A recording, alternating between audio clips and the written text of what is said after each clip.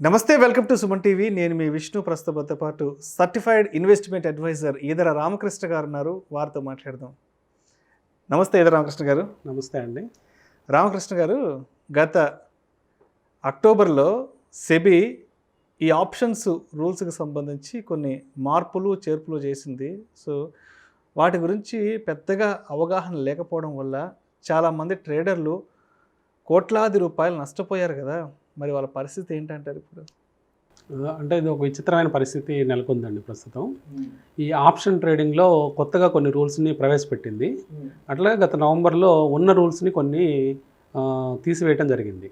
ముందుగా తీసివేసిన రూల్ గురించి మనం చూస్తే, ఆప్షన్స్ చేసే వాళ్ళందరికీ బేసిక్గా in the money options, at the money options, out of the money options అనేది వాటి గురించి పూర్తిగా డీటెయిల్గా తెలుసు. సో వీటిలో ఏమవుతుందంటే, ఏమాత్రం ఇన్ ద మనీ ఆప్షన్స్ ఉన్నా కానీ వాటిని అట్ ద మనీ నుంచి 3 స్ట్రైక్స్ కిందకి, అలాగే 3 స్ట్రైక్స్ పైకి వాటిని ఎక్సర్సైజ్ చేయొద్దు అని ఎవరైనా రిక్వెస్ట్ పెట్టుకుంటే, నా ఆప్షన్ బయ్యర్స్ పర్టికులర్గా ఆప్షన్ బయ్యర్స్కి రైట్ ఉంటుంది. ఎక్సర్సైజ్ చేయొచ్చా చేయకూడదా అనే రైట్ ఉంటుంది. ఆ రైట్ని వాళ్ళు వినియోగించుకోవచ్చు. 3 స్ట్రైక్స్ పైన కింద నా ఆప్షన్స్ ఎక్సర్సైజ్ చేయొద్దంటే సెబీ ఎక్సర్సైజ్ చేయదు, ఎన్ఎస్సి ఎక్స్చేంజ్ ఎక్సర్సైజ్ చేయదు. కాబట్టి వాళ్ళ షేర్స్ క్యాష్ సెటిల్మెంట్ అయిపోతాయి. ఆ డిఫరెన్స్ అమౌంట్ క్యాష్ కట్టుకుంటే సరిపోతుంది. కానీ కొత్తగా ఆ రూల్ ఎత్తివేయటం జరిగింది. అట్లాగే అక్టోబర్ 2021లో కొత్త రూల్స్ ప్రవేశపెట్టడం జరిగింది. ఏమాత్రం ఆప్షన్స్ ఇన్ ద మనీలోకి క్లోజ్ అయితే వాటిని కనుక మీరు క్లోజ్ చేసుకోని పక్షంలో అవి ఆటోమేటిక్గా ఆబ్లిగేషన్గా మారుతాయి. మామూలుగా మన టెక్స్ట్ బుక్స్లో ఏం చెప్తారంటే, ఆప్షన్స్ కొనే వాళ్ళకి కేవలం రైట్ ఉంటుంది, వాళ్ళు అవసరమైతే ఎక్సర్సైజ్ చేసుకుంటారు, అవసరం లేకపోతే ఎక్సర్సైజ్ చేసుకోరని ఒక రూల్ ఉంది. అది ప్రపంచవ్యాప్తంగా ఉన్న రూలే. కానీ ఆ రూల్స్ని అధిగమించి ఇప్పుడు కొత్తగా ఆబ్లిగేషన్లోకి వాళ్ళని తోసేయటం జరుగుతుంది అనమాట. అంటే ఇదివరకు గతంలో మనకి ఒక 10 సంవత్సరాల క్రితం ఇండియాలో ఆప్షన్స్ని పిఏ అనేవాళ్ళు, అంటే పుట్ ఆప్షన్ పిఏ అని, కాల్ ఆప్షన్ సిఏ అనేవాళ్ళు. అదే ఆప్షన్స్ ఇప్పుడు సిఈ పిఈగా మారినాయి. అంటే దాని అర్థం ఏంటంటే, ఒక 10 సంవత్సరాల క్రితం మన ఆప్షన్స్ ఇంట్రడ్యూస్ చేసినప్పుడు స్టాక్ ఆప్షన్స్లో పర్టికులర్గా పుట్ ఆప్షన్ అమెరికన్, అలాగే కాల్ ఆప్షన్ అమెరికన్, అంటే పిఏ అంటే పుట్ ఆప్షన్ అమెరికన్ అని, సిఏ అంటే కాల్ ఆప్షన్ అమెరికన్ అని మనం పిలుచుకునేవాళ్ళం. అంటే ఆ పర్టికులర్ రూల్స్ని మనం ఫాలో అయ్యేవాళ్ళం.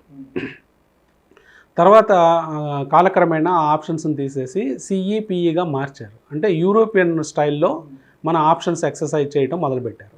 అంటే అమెరికన్ స్టైల్కి యూరోపియన్ స్టైల్కి ఉన్న మార్పు ఏంటంటే, అంటే ఉన్న పెద్ద తేడా ఏంటంటే, అమెరికన్ ఆప్షన్స్ ఎప్పుడు కూడా, అమెరికన్ స్టైల్ ఆఫ్ ఆప్షన్స్ ఎప్పుడు కూడా ఎప్పుడైనా ఎక్సర్సైజ్ చేసే అవకాశం ఉంటుంది ఆప్షన్ బయ్యర్కి.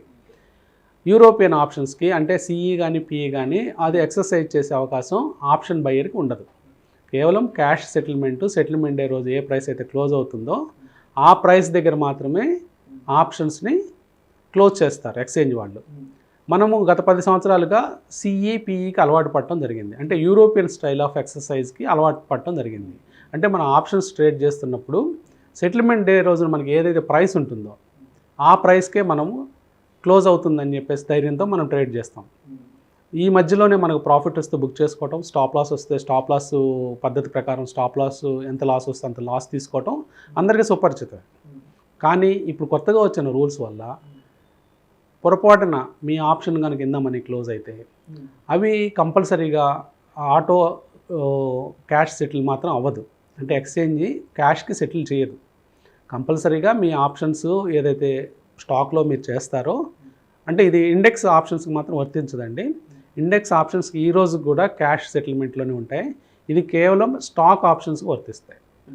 సో స్టాక్ ఆప్షన్స్ కనుక ఇన్ ద మనీలో సెటిల్ అయితే ఆ ఆప్షన్స్ని మార్కెట్లో కొని మీకు ఇస్తారు. ఆ డిఫరెన్స్ అమౌంట్ మీరు కట్టాల్సి ఉంటుంది.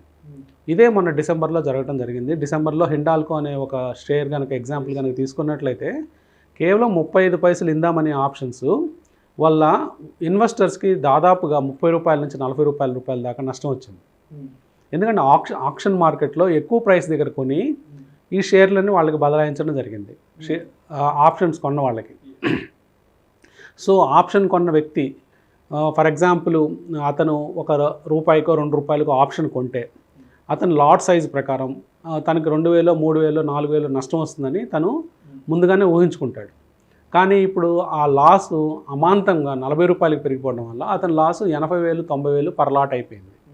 ఇట్లా కొంతమంది ట్రేడర్స్ ముఖ్యంగా Chennai based traders, Pune based traders వందల సంఖ్యలో లాట్స్ తీసుకోవటం, ఆ లాట్స్ అన్నీ కేవలం 35 పైసల తేడాలో ఇందా మనీలో క్లోజ్ అవటం వల్ల వాళ్ళకి ఒకరికి 35 lakhs, ఒకరికి 45 lakhs, ఒకరికి 13 lakhs, ఒకళ్ళకి 15 lakhs లాస్ రావడం జరిగింది. కేవలం వీళ్ళు కేవలం ఆప్షన్స్ బయ్యర్స్ అయినప్పటికీ వాళ్ళకి ఈ డిఫరెన్స్ అమౌంట్ కట్టాల్సి రావడం జరిగింది. సో మనం దీని గురించి మనం పూర్తిగా వివరంగా చూద్దాం. అసలు ఏం జరుగుతుంది, ఆప్షన్ సెటిల్మెంట్ ఎలా జరుగుతుంది, తర్వాత ఆప్షన్స్ ఈ సెటిల్మెంట్ ప్రైస్ వల్ల ఎలా ఇబ్బంది పడ్డారు, ఈ విషయాలన్నీ మనం గమనిద్దాం. సో అయితే లాస్ట్ 2 yearsగా అంటే ఈ కోవిడ్ పాండమిక్ ముందు వరకు కూడా 3-4 కోట్ల మంది స్టాక్ మార్కెట్లో ఉన్నారు. పాండమిక్ తర్వాత నుంచి ఆల్మోస్ట్ ఇప్పుడు ఒక 10 కోట్ల మందికి వచ్చేసారు. చాలామంది ఇన్వెస్ట్మెంట్లు పెడుతున్నారు, చాలామంది ట్రేడింగ్ చేస్తున్నారు కదా. మరి ఇలాంటి ఒక అవగాహన లేకపోవడం వల్ల మరి వాళ్ళు అమౌంట్ అయితే నష్టపోతున్నారు కదా. ఏంటి మరి అసలు ఇట్లాంటి విషయాలను మరి వాళ్ళు ఏ స్టేజ్లో తెలుసుకోవాలంటారు? అంటే ఇక్కడ అందరూ ఏదో టెక్స్ట్ బుక్లో చదువుకొని లేకపోతే ఇంటర్నెట్లో చదువుకొని investpedia.comలో చదువుకొని ఈ ఆప్షన్స్ కొనటం, ఆప్షన్స్ కొంటే కేవలం మనం కొన్న అమౌంట్ మాత్రమే పోతుంది, అంతకంటే ఎక్కువ నష్టం లేదనే వాళ్ళు ఇంకా రూల్స్ నేర్చుకోవాల్సి ఉంటుందండి. ఇండియాలో చాలా రూల్స్ ఉన్నాయి. ఈ ఆప్షన్ బయింగ్లో కూడా కేవలం మన లాసు మనం పే చేసిన ప్రీమియంకి మాత్రమే కాదు, ఇంకా ఎక్కువగా లాస్ వచ్చే అవకాశం ఉంటుంది, భారీ నష్టాలు కూడా వచ్చే అవకాశం ఉంటుంది. అంటే ఇక్కడ మనము ఒక ఉదాహరణకి కార్ ఇన్సూరెన్స్తో పోల్చినట్లయితే మీరు ఎలాంటి ఇన్సూరెన్స్ తీసుకుంటున్నారనేది ముఖ్యం. మీరు థర్డ్ పార్టీ ఇన్సూరెన్స్ తీసుకున్నప్పుడు థర్డ్ పార్టీకి మాత్రమే నష్టం భరిస్తుంది ఇన్సూరెన్స్ కంపెనీ, కానీ మీ వెహికల్కి జరిగిన నష్టాన్ని భరించదు. ఆ రూల్ తెలియదు, నాకు రూల్ తెలియదు, నేను పొరపాటున థర్డ్ పార్టీ ఇన్సూరెన్స్ తీసుకున్నానంటే కుదరదు కదా. సిస్టమ్గానే ఉంటుంది. కాబట్టి ఇండియాలో కూడా సెబీ పెట్టిన రూల్స్ని మనం ఫాలో అవ్వాలి. ఎందుకంటే ఈ ఎన్విరాన్మెంట్లో ఉన్నప్పుడు ఇక్కడ ట్రేడ్ చేసేటప్పుడు ఏం జరుగుతుందనేది తెలుసుకోవడం చాలా ఇంపార్టెంట్. ఇప్పుడు ఇదే ఎగ్జాంపుల్ హిండాల్కోలో జరిగిన డిసెంబర్ 30th సెటిల్మెంట్కి జరిగిన ఉదంతాన్ని కనుక తీసుకున్నట్లయితే ఇక్కడ ముఖ్యంగా క్లోజింగ్ ప్రైస్ అనేది ఎలా నిర్ణయించబడుతుంది అనేది మనం తెలుసుకోవాలి. ఇక్కడ లాస్ట్ ట్రేడెడ్ ప్రైస్ అనేది ఒకటి ఉంటుంది. అంటే లాస్ట్ సెకండ్లో ఏదైతే ప్రైస్ ట్రేడ్ అవుతుందో స్పాట్ మార్కెట్లో ఆ రేటుని మన వాళ్ళు లాస్ట్ ట్రేడెడ్ ప్రైసెస్గా తీసుకుంటారు. కానీ closing price or settlement price అనేది ఒకటి ఉంటుంది. అది ఎలా తీసుకుంటారంటే లాస్ట్ అరగంటలో 30 నిమిషాల్లో ఎంతసేపు వెయిటెడ్ యావరేజ్ చేసి ఆ యావరేజ్ ప్రకారం వచ్చిన ప్రైస్ని క్లోజింగ్ ప్రైస్గా నిర్ణయిస్తారు. ఆ క్లోజింగ్ ప్రైస్ ఎక్కడ క్లోజ్ అవుతుందనే దాన్ని బట్టి మనం కొన్న option in the money option అవుతుందా, లేకపోతే అట్ ద మనీ ఆప్షన్ అవుతుందా, లేదా out of the money option అవుతుందని నిర్ణయించబడుతుంది. ఫర్ ఎగ్జాంపుల్ మొన్న హిండాల్కో ఉదంతంలో 450 రూపాయల దగ్గర ట్రేడ్ అవుతున్నప్పుడు ఇన్వెస్టర్స్కి ట్రేడర్స్కి అది ఎక్కడ క్లోజ్ అవుతుందనేది తెలియదు.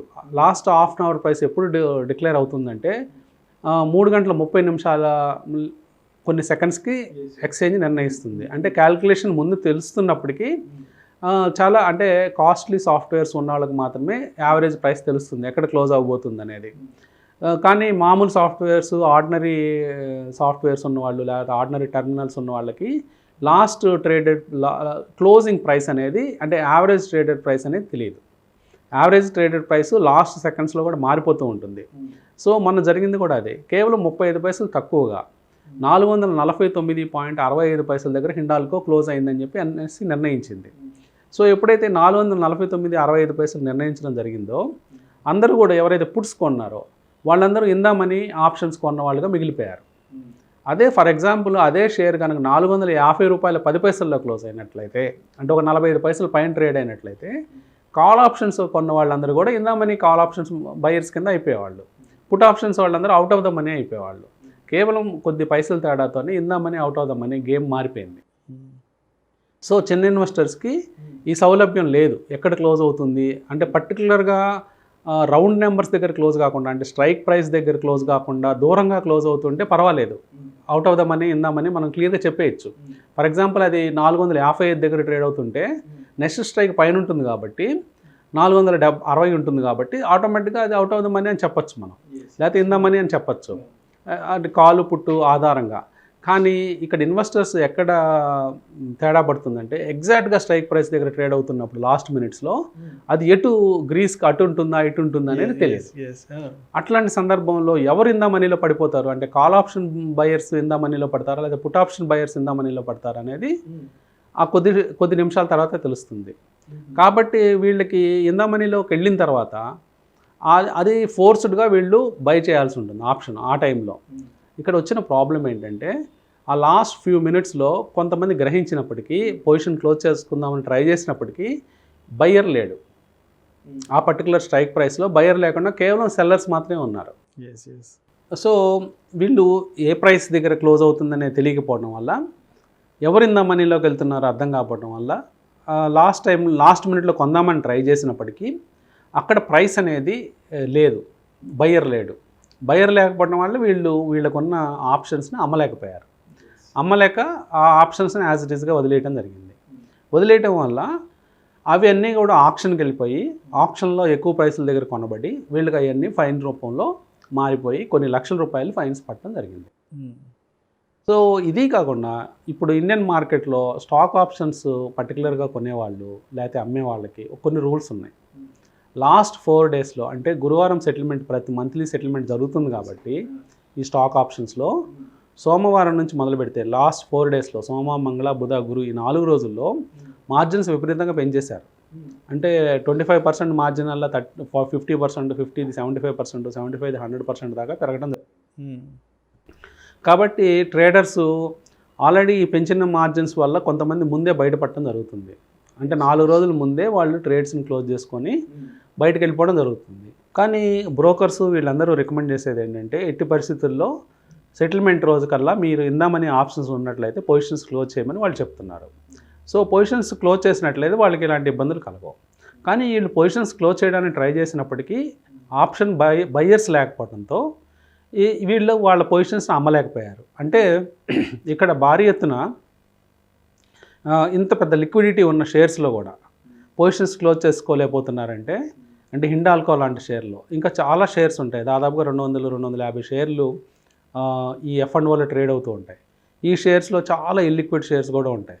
సో అలాంటి షేర్స్లో ఉన్న వాళ్ళు ఇంకా ఇబ్బందులు పడే అవకాశం ఉంది. కాబట్టి వీటన్నిటికీ సొల్యూషన్ ఏంటి, ఏం చేస్తే బెటర్ అనే అంశం కూడా ముఖ్యంగా ప్రధానంగా పైకి వస్తూ ఉంది. సో ఏం చేయొచ్చు అంటే ముందుగా స్టాక్ ఆప్షన్స్లో వీలైనంత వరకు ట్రేడింగ్ చేయకుండా ఉండటం మేలు. అంటే ఏదో కొద్ది మొత్తంలో అమౌంట్లో కొనుక్కుంటే తద్వారా భారీగా లాభం పొందొచ్చు అనే ఆశతో ఉండొచ్చు. కానీ లిక్విడిటీ సమస్య ఏర్పడుతున్నప్పుడు వీలైనంత వరకు ఆ పర్టికులర్ ఇన్స్ట్రుమెంట్స్కి దూరంగా ఉండటం మంచిది.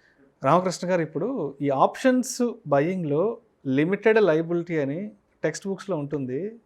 రియల్ టైంకి వచ్చేటప్పటికి ఇక్కడ చూస్తున్న నష్టాలు కానీ ఈ పెనాల్టీని కానీ చూస్తే ఎక్కడ మ్యాచ్ అవ్వట్లేదు. సో ఏంటి అసలు దీన్ని ఏ విధంగా అర్థం చేసుకోవాలంటారు? అదే అండి, మనం ఇందాక అనుకున్నట్లు కొత్తగా వచ్చే ఇన్వెస్టర్స్ ట్రేడర్స్ వీళ్ళందరూ కూడా అంటే నాలెడ్జ్ కంప్లీట్గా తెచ్చుకోకుండా అంటే పర్టికులర్ రూల్స్ వైజ్గా సెబీ చేసే రూల్స్ ఇవన్నీ నాలెడ్జ్ తెలుసుకోకుండా ట్రేడ్ చేసేటప్పుడు ఇలాంటి ఇబ్బందులు ఏర్పడుతూ ఉంటాయండి. సెబీ ఈ మధ్యకాలంలో చాలా రూల్స్ చేయటం జరుగుతూ ఉంది.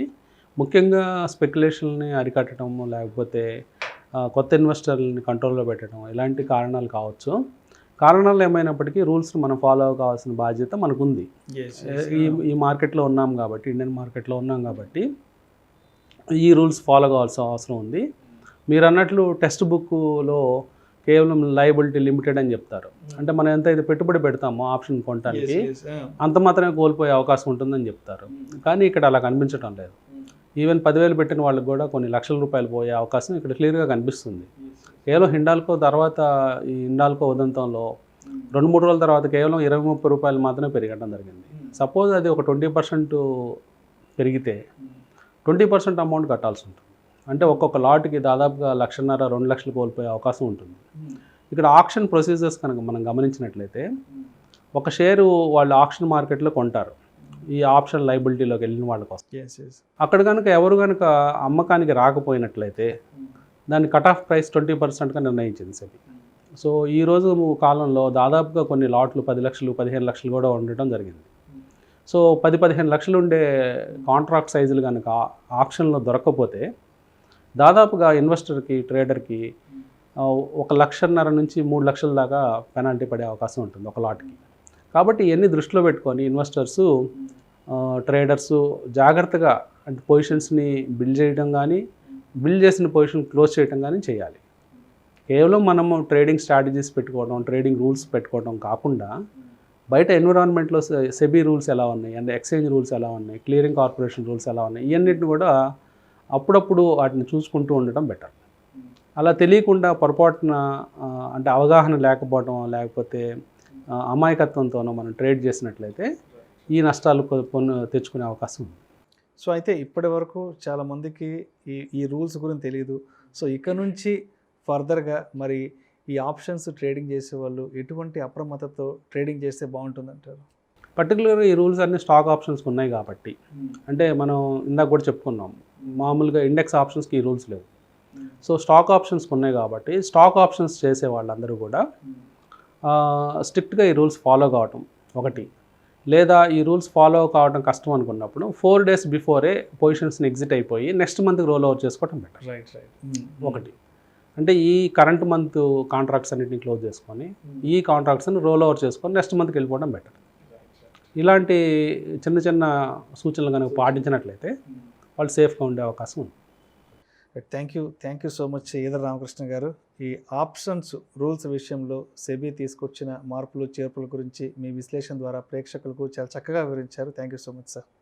థ్యాంక్ యూ సుమన్ టీవీ ప్రేక్షకులు, అలాగే విష్ణు గారు.